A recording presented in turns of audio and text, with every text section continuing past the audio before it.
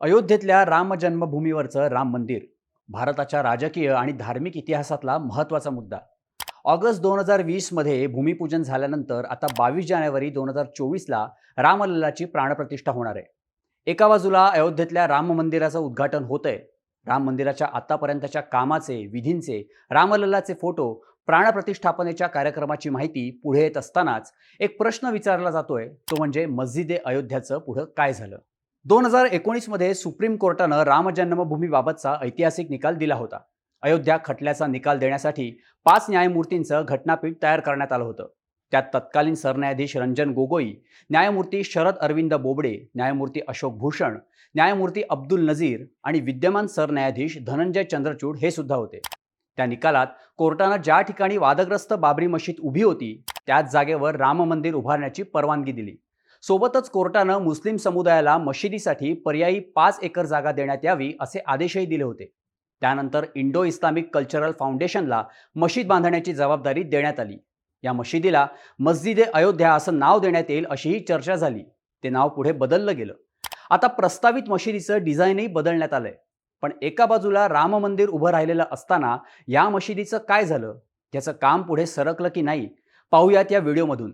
नमस्कार, मी शार्दूल आणि तुम्ही बघताय बोलभिडू. कोर्टानं मशिदीला अयोध्येतच जागा देण्याचा निर्णय दिला होता. मात्र उत्तर प्रदेश सरकारनं मशिदीला पर्यायी जागा दिली अयोध्या शहराच्या बाहेर धन्नीपूरमध्ये. धन्नीपूरमधली ही जागा राम जन्मभूमीच्या जागेपासून 22 किलोमीटर लांब आहे आणि नॅशनल हायवेपासून फक्त 250 मीटर अंतरावर आहे. या 5 एकर जागेत मशीद, रिसर्च सेंटर, कॅन्टीन आणि हॉस्पिटल बांधण्यात येणार होतं. पण मागच्या 5 वर्षात इथे फक्त फाउंडेशन स्टोन बसवायचा कार्यक्रम झालाय. ना मशीद उभी राहिली आणि नाही रिसर्च सेंटर. आता नेमकं काय झालं ते जरा स्टेप बाय स्टेप बघूया. तर 2019 मध्ये कोर्टाच्या निर्णयानंतर मुस्लिम समुदायाला मशीद बांधण्यासाठी 5 एकर जागा देणं बंधनकारक होतं. पण बाबरी मशिदीचा खटला लढवणाऱ्या काही मुस्लिम नागरिकांनी कोर्टाच्या या निर्णयालाच विरोध केला. त्यांचं असं म्हणणं होतं की नियमांनुसार मशिदीची जागा दुसऱ्या कुठल्या जागेच्या बदल्यात रिप्लेस केली जाऊ शकत नाही. पण तेव्हा या मॅटरमध्ये मध्यस्थी केली उत्तर प्रदेश सुन्नी वक्फ बोर्डानं. त्यांनी मुस्लिम समुदायाला राजी केलं. पण इथे गोम अशी निघाली की 2013च्या कायद्यानुसार हे वक्फ बोर्ड उत्तर प्रदेश सरकारच्याच अधिपत्याखाली येतं. त्यामुळे मुस्लिम समुदायाची नाराजी कायम राहिली. वक्फ बोर्डानं हिरवा कंदील दिल्यावर मशिदीसाठी जागा कुठली द्यायची हा पेच उभा राहिला. तेव्हा उत्तर प्रदेश सरकारनं धन्नीपूरमधली 5 एकर जागा मशिदीसाठी अलॉट केली. वक्फ बोर्डानं सुद्धा ही जागा मंजूर केली. त्यानंतर इंडो इस्लामिक कल्चरल फाउंडेशन म्हणजेच IICF वर मशीद बांधण्याची जबाबदारी देण्यात आली. त्यांनी मस्जिद ए अयोध्या या नावानं मशिदीची ब्लूप्रिंट सुद्धा तयार केली. मात्र त्यानंतर मशिदीचं नाव मौलवी अहमदुल्ला शाह यांच्या नावावरून ठेवण्यात येईल असं जाहीर केलं. मौलवी अहमदुल्ला शाह होते अवधचे.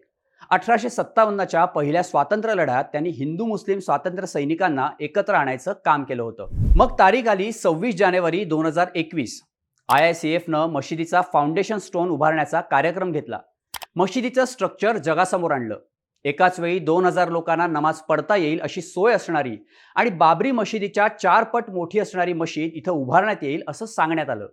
मशिदीसोबतच इंडो इस्लामिक रिसर्च सेंटर, 100 बेड्सचं super speciality charitable hospital, cultural centre, library, museum आणि 1000 लोकांसाठी जेवण बनवणारं कम्युनिटी किचन उभारण्यात येईल असंही सांगण्यात आलं. मशिदीच्या आणि इतर इमारतींच्या उभारणीसाठी 2 स्वतंत्र बँक अकाउंट्सही काढण्यात आली.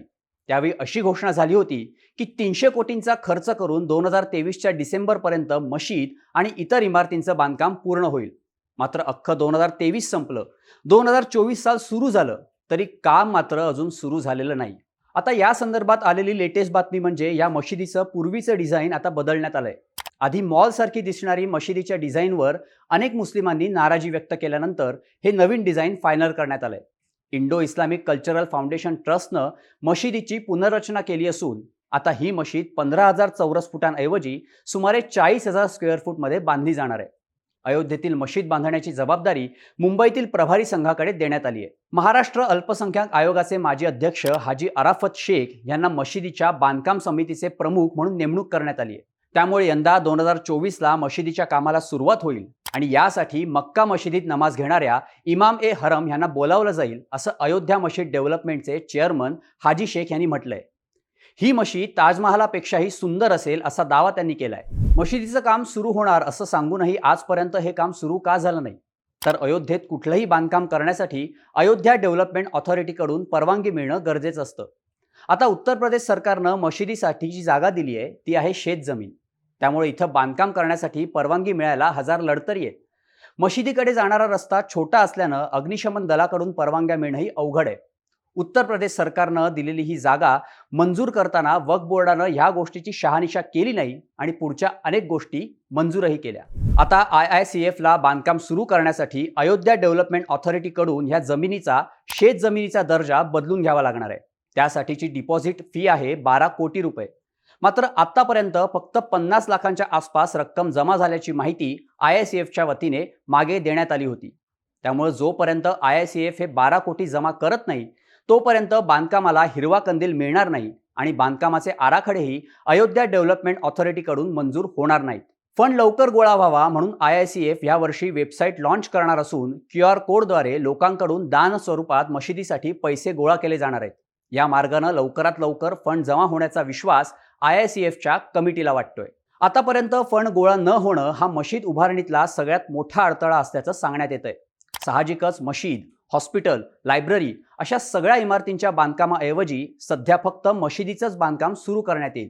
कारण एकदा मशिदीचं बांधकाम सुरू झालं की मदतीचा ओघ वाढेल असा IICFला विश्वास आहे. पण ज्या मशिदीच्या बांधकामाची चर्चा फक्त भारतातच नाही तर जगभरात झाली होती त्या मशिदीला फंडिंग का मिळत नाहीये? तर याचं कारण सांगण्यात येतंय उत्तर प्रदेश सुन्नी वक्फ बोर्डाचा मशिदीच्या बांधकामात असलेला सहभाग. मुस्लिम समुदायातल्या बऱ्याच नागरिकांचा सरकारच्या अधिपत्याखाली येणाऱ्या या वक्फ बोर्डावर विश्वास नाहीये. या बोर्डावर अनेकदा भ्रष्टाचाराचे आरोपही करण्यात आले.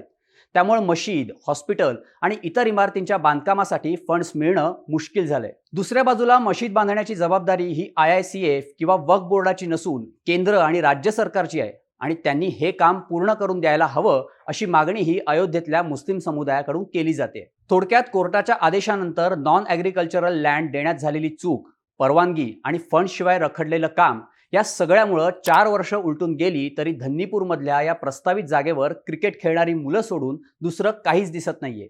ही वस्तुस्थिती आहे. या सगळ्या घडामोडींबद्दलच्या तुमच्या प्रतिक्रिया कमेंट करून आम्हाला नक्की सांगा आणि अशाच माहितीपूर्ण व्हिडिओजसाठी बोल व्हिडिओच्या YouTube चॅनलला सबस्क्राईब करायला विसरू नका.